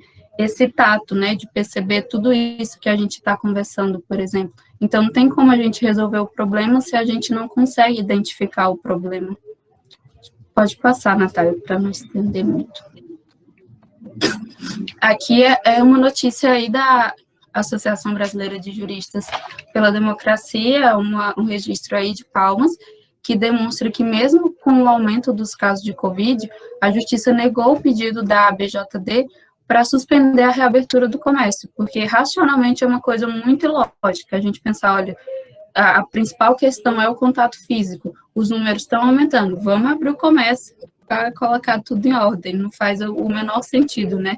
A conta não fecha, então essa associação entrou com essa ação para falar, olha, tem uma problemática aqui, não faz o menor sentido num Estado democrático de direito, onde a gente tem que pensar minimamente no Estado social, reabrir o comércio, mas aí a Justiça nega esse pedido e evidencia de novo para a gente como que falar em legitimação não é falar no exercício de direitos, né, já que essa legislação, essa atuação é muito voltada para grupos específicos. E aí entra várias questões que eu acho que não cabe a gente entrar no mérito agora. Pode passar, por favor. E aqui, em resumo, amarrando essas questões, a gente pode entender que ocorre que a realidade da classe trabalhadora de baixa renda, majoritariamente negra e moradora de territórios vulnerabilizados, é outra. São predominantemente trabalhadores precarizados que não têm o privilégio de ficar em casa, em regime de trabalho remoto, que utilizam os transportes públicos superlotados, têm acesso precário ao saneamento básico. E aqui, quando a gente fala nesse caráter sistêmico, né, é que se a gente tem, pensando rapidão, assim, a gente tem o período escravocrata, a gente tem a abolição em tese desse período, essas pessoas são jogadas na sociedade literalmente sem oferecer o mínimo de sustentação para se restabelecer. Então, essas pessoas moram nos piores lugares, essas pessoas não têm acesso à educação e, consequentemente, exercem os trabalhos mais precarizados, né? Então, nesse contexto, por exemplo, como que essas pessoas que já são colocadas numa situação precarizada vai ter condição, por exemplo, de negociar com o empregador, vai ter condição de esperar que o empregador reconheça a necessidade, falar, não, vou continuar com os vencimentos, mas ele vai ter o direito de ficar em casa, que não necessariamente o privilégio, mas o direito, né? Algumas pessoas é privilégio por conta de todo esse contexto. Então, acho interessante a gente perceber aqui como que está tudo muito interligado. E por isso que os Objetivos de Desenvolvimento Sustentáveis vão nesse sentido também, né? Que se a gente tem uma gama de elementos que colaboram para esse contexto, a gente tem que pensar também pontualmente em cada uma delas. Não adianta a gente pensar de uma forma que não perceba todas essas problemáticas, né? De uma forma muito generalizada, esquecendo todas essas singularidades. Pode passar, por favor. E aqui só um destaque da nota, que é quando a BJD coloca que o lucro do sistema financeiro permanece intocado. E aqui pensando de novo na lógica do poder, né? A serviço de quem essa máquina está funcionando. Acho que essa nota depois na íntegra é interessante ler para pensar nesse contexto prático e pensar nesse sentido. Pode passar, por favor. E aqui só uma tirinha ilustrando o que a gente colocou no início, né, dos patrões que chegam de viagem, e, enfim, como que existe uma disparidade imensa nesses contextos. Pode passar, Natália, por favor. O que a gente estava falando de transporte público, quando a gente pensa em transporte público, é pensar num problema também que já existia, né, e correlacionando com o direito à cidade, em Palmas, por exemplo, determinadas quadras, se a pessoa mora na 210, quer ir para o César Mar no final de semana, via de regra não tem ônibus, num horário razoável, né? Então, isso indica para a gente que quem pensa a cidade, pensa assim, não, vamos colocar ônibus no horário comercial, que é quando a pessoa vai servir para esse sistema, mas não precisa lazer, então, para que eu vou disponibilizar ônibus para essas pessoas, né? Passando por essa questão da mobilidade urbana, eu acho que a gente pode pensar muito nessa problemática, né? Porque alguns países falam, não, vamos usar a bicicleta, que além de ser uma coisa ambientalmente mais adequada, é uma coisa mais rápida que oferece menos riscos. Em Palmas, quais seriam as condições de pensar numa pessoa que mora em Taquaralto, vir para o centro para trabalhar de bicicleta? Não faz o menor sentido, né? Pode passar. E só mais uma notícia para reforçar essa questão do gênero, que demonstra aqui para a gente que as mulheres reduziram consideravelmente as atividades econômicas e de subsistência. A emergência do Covid tem afetado os setores que geram emprego para as mulheres, como o comércio e o turismo, que as mulheres já são colocadas por todo esse sistema em posições muito substituíveis, digamos assim, né? E em trabalhos muito precarizados, e aí esse contexto só colaborou para agravar ainda mais esse quadro, e isso não só no Brasil, muitas dessas informações a gente pode ampliar para o contexto mundial mesmo. Pode passar. Quando a gente fala da proteção jurídica à saúde do trabalhador, é outra coisa também que na teoria eu fico pensando, meu Deus, que coisa maravilhosa, mas quando a gente vem para a prática, né, o quadro é outro. E então, assim, em resumo, quando a gente fala de direito à saúde, a gente tinha que pensar em mecanismos para prevenir, que a gente já percebeu que não existem, em mecanismos para cura, que quem sabe se a gente tivesse uma condição onde as pesquisas fossem fomentadas, a gente já teria solucionado, ou pelo menos minimizado, o contexto, né, e em condições para reabilitar, que algumas pesquisas também já vêm demonstrando que o COVID agrava, prolongam, né, os efeitos colaterais da doença. Então, assim, pensando nessa prevenção, cura e reabilitação, a gente pode perceber na esfera da saúde o quanto o problema é complexo também, né? Pode passar, por favor. Com menos acesso à água e esgoto, a população negra está mais exposta a doenças. E aí, pegando esse recorte racial para falar sobre doenças, eu acho um negócio muito sintomático quando a gente fala de anemia falciforme, por exemplo, que é uma doença que atinge, na sua maioria, pessoas negras, e que se a gente for olhar nos dados de OMS e tal, foi uma das últimas doenças a ser reconhecida, é uma das doenças que tem menos tratamento, e aí a gente percebe o descaso de quem está à frente do poder público com essa população, né? E aqui, mais uma vez, a gente consegue entrelaçar vários sentidos, que vai até no sentido da atividade que a gente pensa em propor hoje, que é visualizar os contextos que nós estamos inseridos, né? E aí, essa rua, por exemplo, faz a gente pensar no ODS, que fala de saneamento, no ODS, que fala de cidade, de dignidade, porque se a pessoa não tem acesso à água e esgoto, ela está muito mais propensa, não só nesse contexto de Covid, mas de uma forma geral, a ser infectada por várias doenças, né? Principalmente quando a gente fala de criança. Pode passar. E os números da desigualdade na saúde, pode passar para a gente não entender muito.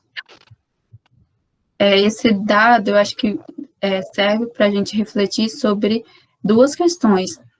A população negra nos Estados Unidos é a que mais sofre com a pandemia. Os números são alarmantes. Teve uma decisão lá muito ridícula, onde muitas pessoas negras em estabelecimentos comerciais, em espaços públicos, eram agredidas por estar usando máscara, né? E aí as pessoas viam isso como um perigo social. E aí a decisão falou, olha, as pessoas negras estão isentas de usar máscara. Então, mais uma vez, evidencia para a gente que quem está à frente desse poder público não está comprometido diretamente com a resolução do problema em si, mas só com a instituição. Desculpa, posso só fazer uma pausa? Sim, senhora. Só dizer mesmo, eu vou ter que sair agora, mas queria dizer que eu estou amando, mas essa pausa foi para interromper a Aline também, para parabenizar a Aline e a Natália, dizer que nesse Dia das Professoras vocês me dão tanto orgulho, que estou até emocionada. Eu queria dizer que vocês já são professoras, vocês ensinam bastante. Tomara que esse momento aí do mestrado, esse momento de pesquisa, os momentos que a gente tem na extensão, sejam realmente sementes e que vocês possam fazer parte, em breve, de uma universidade federal, porque realmente a gente precisa de vocês. Obrigada. Muito obrigada. Vocês. Parabéns para a Júlia também, maravilhosa. Não sei se tem outras professoras aqui, mas eu só interrompi para isso mesmo, para dar um parabéns. Um beijo.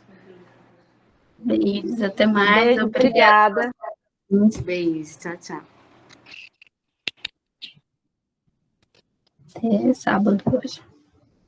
E voltando, acho que outra questão que coloca para a gente, que o Silvio falou também, o Silvio Almeida falou numa live, que ele participou bem no início, né, do isolamento social, que nos Estados Unidos muitas pessoas negras agonizavam e morriam nas ruas da cidade. Isso porque não tem sistema único de saúde como tem aqui, que apesar de muito falho, ainda é o que segura as pontas. E assim, a gente tem uma estrutura, o que a gente não tem é a eficácia disso, né?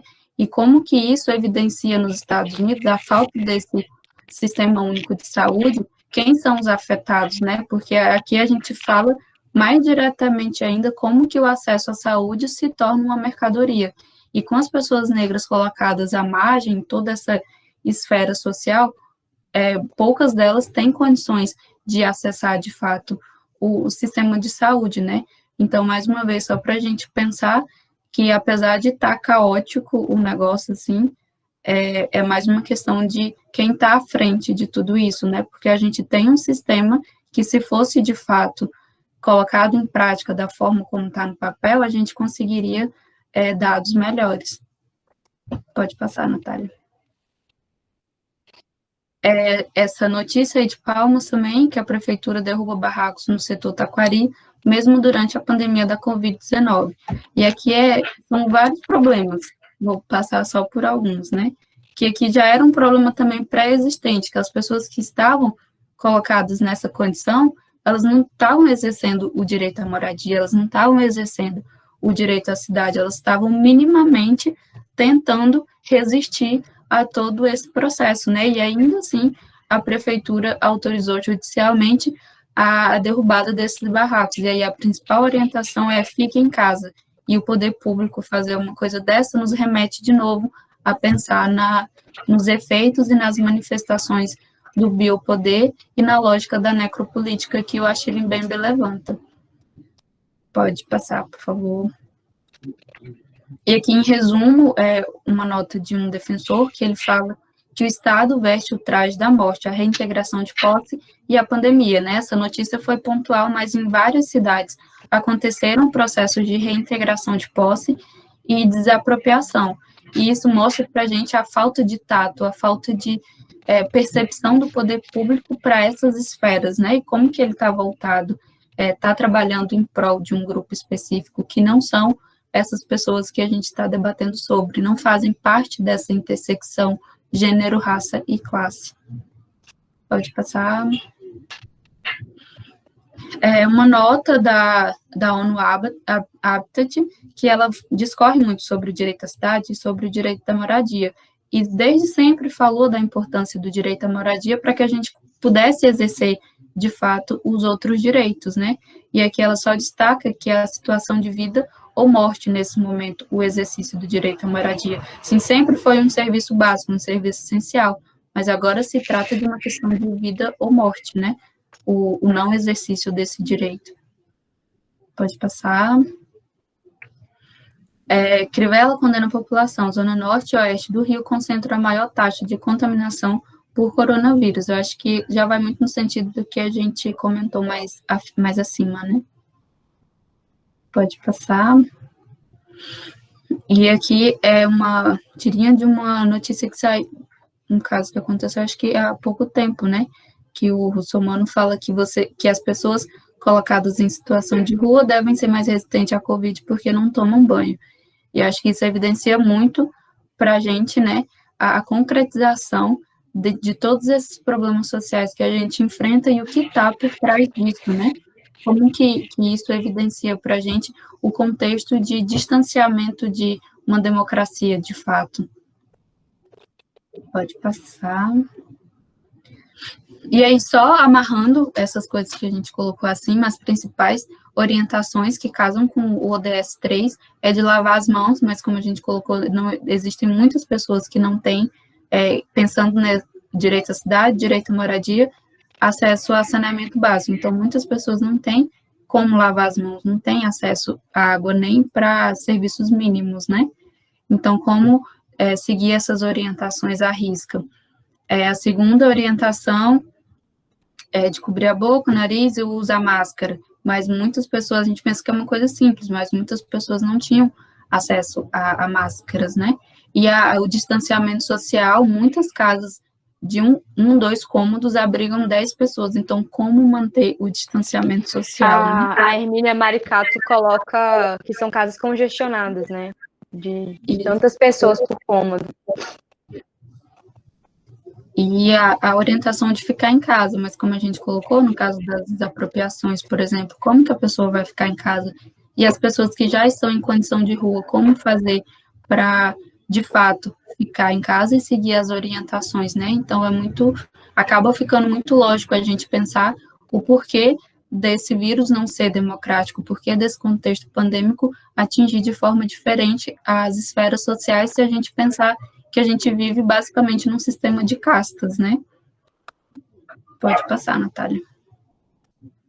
E aqui é isso que a Natália mencionou, né, que a Hermínia coloca. Distanciamento social sempre existiu no Brasil, e aqui falando nessa estratificação social mesmo. Pode passar.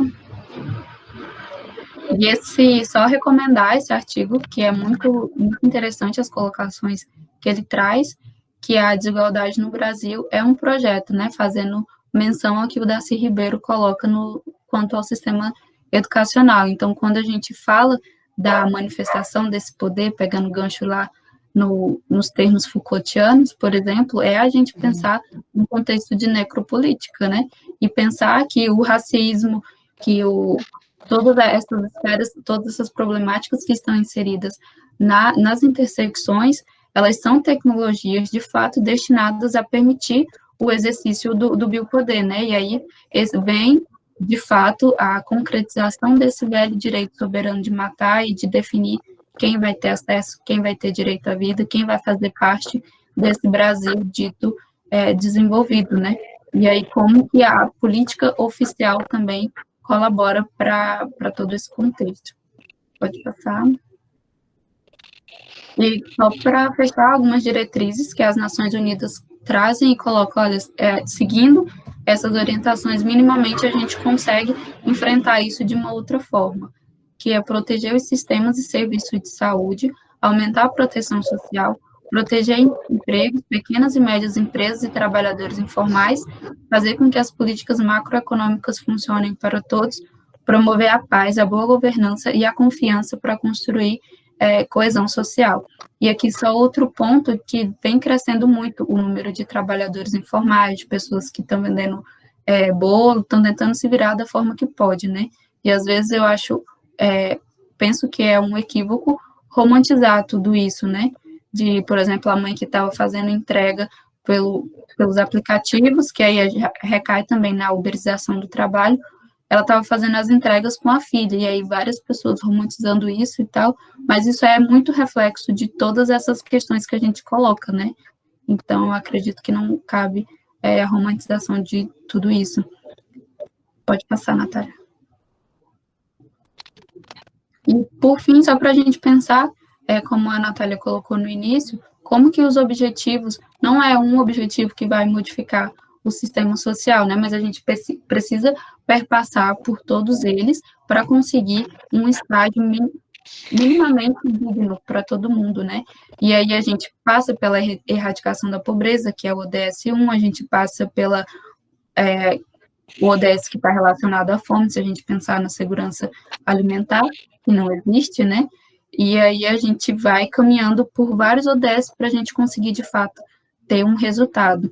E aí, por fim, só amarrando as colocações, eu acho que a gente pode já parar para pensar sobre esse mito da democracia, se de fato existe ou não, nos efeitos dessa abolição inacabada, na intersecção que permeia toda essa discussão e no viés sistêmico, né, de tudo isso, que são vários elementos aí envolvidos, e essa lógica da objetificação das coisas, e a objetificação da pessoa, a objetificação da lógica trabalhista, a objetificação de direito, e aí pensar nessa lógica de objetificação é pensar na quantificação de tudo isso, né, e pensar que você precisa ter dinheiro para viver minimamente bem, e como que isso é problemático se a gente pensar no contexto que a gente vive ou deveria viver quando se fala numa democracia.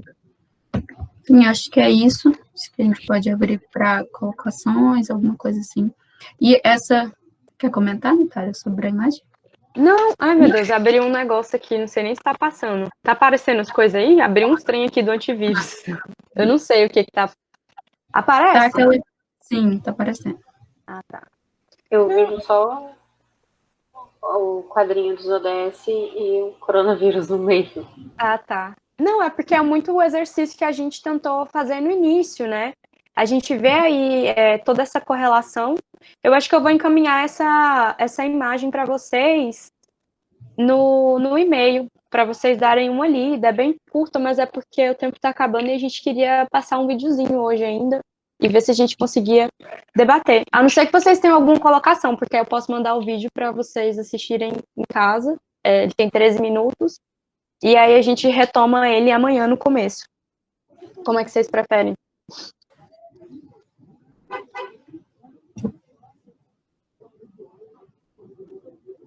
Gente?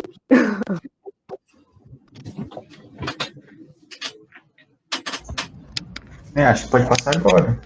Tá. Eu vou passar o vídeo, então. E aí, peraí. Compartilhar. Vamos ver.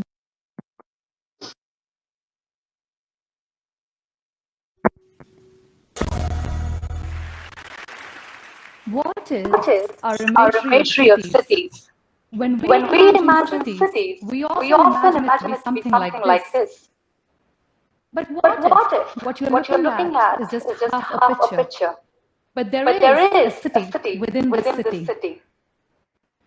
This part of the city is often seen as slums, quarters, informal, and people living here are called illegal, informal, criminals, beneficiaries, supplicants, etc. But in reality, these are poor people with no choices. Poverty is a vicious cycle. If born poor, it can take 3 or more generations to escape one. Many are forced in this cycle without choices to live on pavements, along train tracks, in dumping grounds, along rivers, swamps and many such unlivable spaces without clean water, toilets or housing. But these places are not unfamiliar to me because since the age of 6, I accompanied my father, a doctor, who treated patients in the slums of Bombay. Growing up, I would help him carry his bag of medicines after school. Detalhe, podia ter o microfone, por favor, tá dando eco. Eu vou ter que parar para ir aqui para desligar.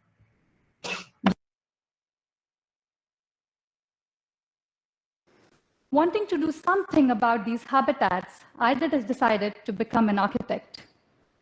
But quite early on, I realized that the beauty of architecture was only for the rich. So I decided to do urban planning and joined an NGO in India that works with the urban poor who organize themselves to access basic services such as water, sanitation, and housing for poor living in cities.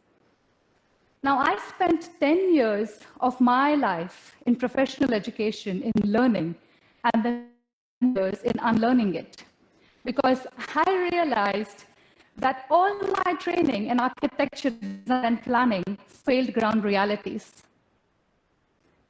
And this is where I learned the power of choice. I unlearned many things, but there are two myths about the poor that I would like to share that we live with. The first myth is a perception that migration of poor people into cities is the problem.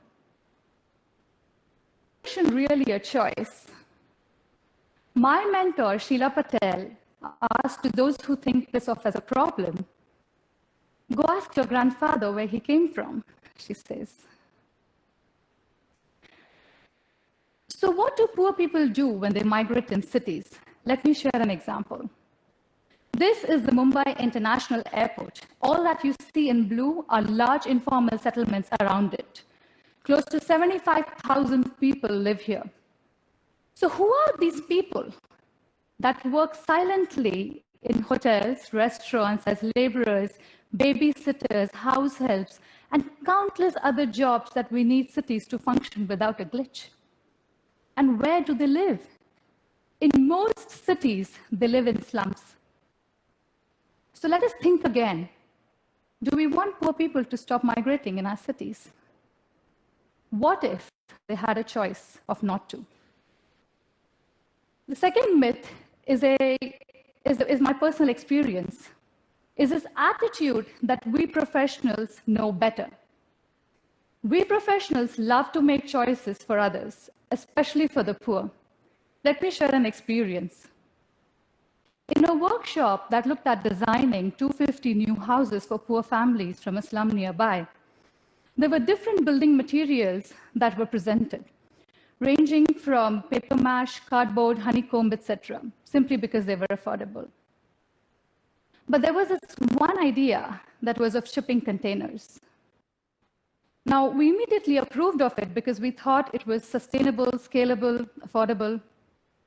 But during this presentation, a lady from the slum humbly spoke up, and she asked the presenter, would you choose to live in it? If not, then why did you think we would? Now, this was a personal unlearning moment for me where I realized that poverty only changes affordability, it does not change aspirations. Now, poor people have lived in temporary structures all their life. They go from wall to wall, moving from bricks to tin. They move from building from bamboo, tarpaulin sheets, plastic, to cardboard, to tin, to brick, just like the way we do. So somewhere here, we were forcing our choices on them. So should we force our choices on them, or should we broaden their choices? Now, what if the opportunity to choose was given to people? These are women who lived on the pavements of a neighborhood in Mumbai. Now, they faced constant evictions, and in response to it, they organized a women's network called Mahila Milan. Not only did they fought against evictions with those in power, saved money and bought land, but they also designed and helped construct their own houses. Well, these were illiterate women. So how did they do that? They used floor mats and saris to understand measurements. A sari is 4 meters in length and 1.5 meters in width. They used these simple day-to-day items to demonstrate house models. They made 3 options to choose from and invited all their fellow residents to come and have a look. And everybody loved this option that had a loft in it, simply because it did two things. One is it accommodated larger families to sleep in, and two, it allowed home-based work, such as bangle making, jewelry designing, embroidery, stitching, packaging items, etc.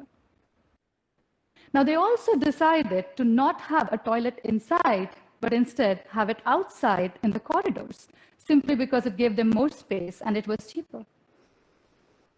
Now, professionals could have never thought of something like that. A formal design would have necessitated to have a toilet inside. Now, these are smaller examples. Let me share some larger context.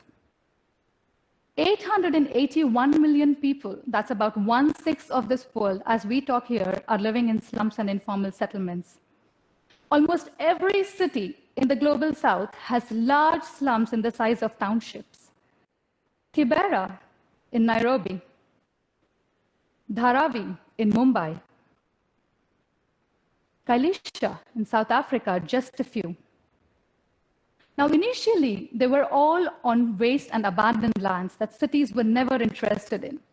As cities grew, poor people started building on these lands and brought value to this over time.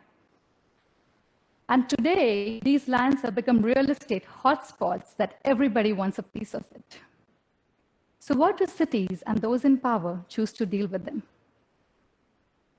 They demolish them and evict them and move them away from their cities and economies in order to build a new infrastructure. They move them into vertical housing, which in reality looks like this. Now, when built in high densities, they lack natural light and ventilation and often leads to unhealthy conditions. Now, on one hand, poor people are not involved in the participation of design, and there is poor quality of construction.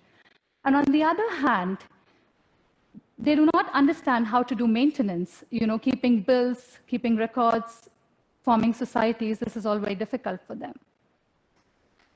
And being forced to move into this society, they end up looking like this in a few years. Because formalization is not a product, it's a process. Moving from informal to formal for poor people is a journey. It takes time to accept and adapt. And when that choice is not given, it becomes like this, which I'm afraid in future these would become this. Now, instead of doing this, what if we accommodate poor people and give them a choice to be a part of our cities and develop them where they are, giving them basic services like in this picture? Now, what happens if cities and governments could work together, if governments acknowledge poor people and they could build it together? This is Mukuru. It's a large informal settlement in Nairobi. It's one of the largest settlements in Africa. It's home to 300,000 people living over 650 acres of land. To help us understand that scale, it's like squeezing the population of Pittsburgh in the New York Central Park. That's Mukuru. So to give us a glimpse, this is the condition of housing. And this is what it is in between them. So what is life in Mukuru like? Just talking briefly. 550 people use one single water tap and pay 9 times more than what anybody else in the city could pay, simply because there is no water infrastructure and water is sold. Many come back from work to find out that their houses do not exist because they've either been bulldozed or they've been burnt down. So tired of this situation, a local slum dwellers federation called Muungano decided to do something about it. In 4 years, they organized 20,000 residents to collect data, map structures, and put it together. And the plan was very simple. They only needed 4 things.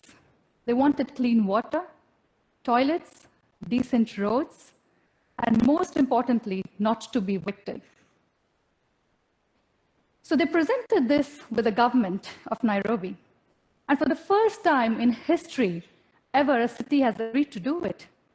The city of Nairobi, the government of Kenya, declared Mukuru to be a special planning area, which means that people could come up with their own plan. People could decide to come up with their own norms and standards, because the standards that work for the formal citizens do not work in informal settings. So what does that mean? To give us an instance, if these are roads in Mukuru, you can see that there are houses along both sides of the road.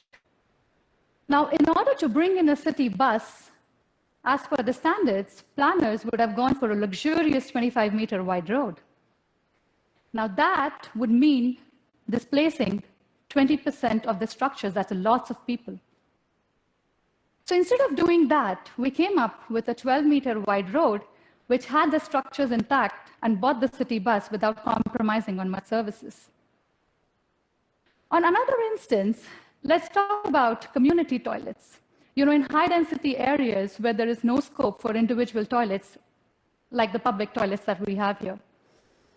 So we would go for a male section and a female section. But imagine this situation. In the morning, rush hours to the toilet, when everybody is in intense pressure to relieve themselves, and if you're standing in a queue of 50 people, and there is a child standing behind an adult, who wins? Children end up squatting outside. And that's why women decided to come up with a separate squatting area for children. Now, who could have thought of something like that? The idea here is that when poor people choose, they choose better.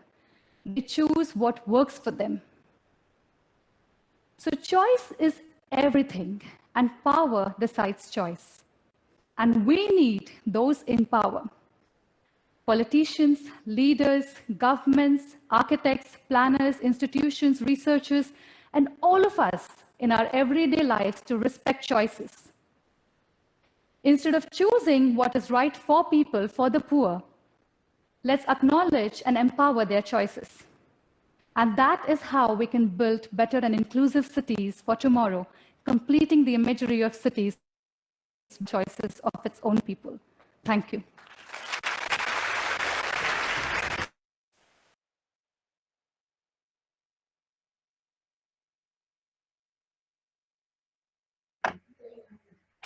E aí? Gente, eu quero lembrar que, primeiro, que a lista de chamada já está no chat, para vocês não se esquecerem de assinar, já pelo avançar da hora. E aí, eu não sei se vocês querem debater esse hoje, porque já avançou. Se vocês quiserem, a gente continua.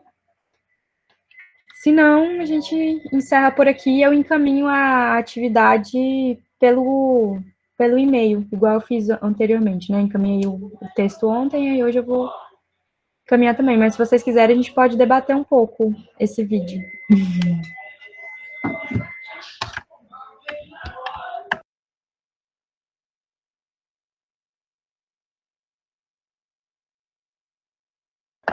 Oi? Isso é um... Oi, como vocês preferirem. Não, é porque já avançou a hora, sabe, Lara? E aí, acho que fica um pouco a critério de vocês, né? Acho que podemos voltar amanhã, aí, ó. Todo mundo veio em casa, até porque tinha umas partes que estava travando por conta da internet, e às vezes fica meio ruim. Então, eu vou mandar... cada um. E a gente comenta amanhã. Gustavo, eu incluí seu e-mail na chamada, a Aline me mandou. Mas, então eu vou passar o link do vídeo para vocês.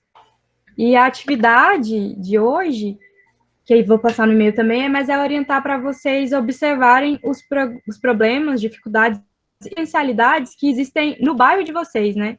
E que não existem, talvez, em outros bairros. Então, quem que puder tirar foto, né, dessas condições de infraestrutura, a presença de equipamentos públicos, igrejas, algum lugar que está correndo aglomeração, outros serviços.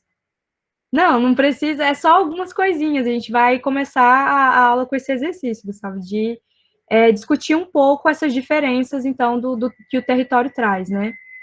Em relação ao para vocês observarem os problemas, dificuldades ou potencialidades. da região de vocês. Aí quem puder tirar foto para compartilhar e trazer. E aí eu vou mandar o link do vídeo também, e a gente pode retomar amanhã, começando com o vídeo, se vocês quiserem, né?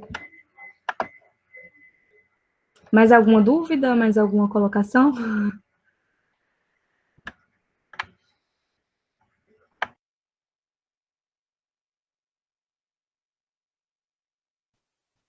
Eu estou aqui lembrando a fala dela, né? E por ser uma mulher indiana, eu me lembrei muito do texto do Amartya Sen, do Desenvolvimento como Liberdade, que ela repete, né? Inúmeras vezes sobre as escolhas, as escolhas, as escolhas. E ele coloca, né, que é essencial e para que se tenha desenvolvimento, você costure, né, o crescimento econômico, o desenvolvimento político, o desenvolvimento social. E aí, como também é como se fosse um diagnóstico com soluções para a pobreza na Índia, ele também menciona, né, a maior parte das coisas que ela cita, e ele vai, tipo, costurando a importância da educação, da igualdade de gênero, do trabalho decente, para que as liberdades individuais sejam possíveis, né? E para que, então, a partir da garantia dessas liberdades, que vai muito além da liberdade dentro do conceito liberal que a gente tem, né, de propriedade privada, mas a liberdade individual enquanto uma possibilidade de fazer essas escolhas pela vida, né? Então, deixe-nos escolher, peça que as pessoas tenham a oportunidade de escolher, que elas vão escolher o que elas precisam, vão escolher as coisas certas, né? Ninguém escolhe perpetuar essa situação, mas para que essa pessoa possa escolher, ela tem que ter um mínimo de coisas, né? Para que essa escolha seja possível, ou para que ela tenha liberdade para escolher, ela tem que ter um mínimo básico de desenvolvimento, de possibilidade, né? Mas eu acho que a gente vai discutir isso amanhã. Eu já ia falar, a gente deixa para amanhã. O debate também tem algumas pontuações para fazer em relação ao Amartya Sen e outros escritores também. Então, no mais, é agradecer a presença de todo mundo. Micael, você não assinou a lista ontem, assina hoje. E é isso, a gente se vê amanhã. Eu vou mandar no e-mail de vocês as inscrições. E é isso, muito obrigada. Boa noite para todo mundo. Boa noite, pessoal. Muito obrigado pela presença de todo mundo. Parabéns, Aline, pela apresentação. Muito bom mesmo. E até amanhã. Tchau, gente. Até amanhã. Qualquer dúvida, mandem no e-mail. Até amanhã, pessoal. Boa noite. Boa aula.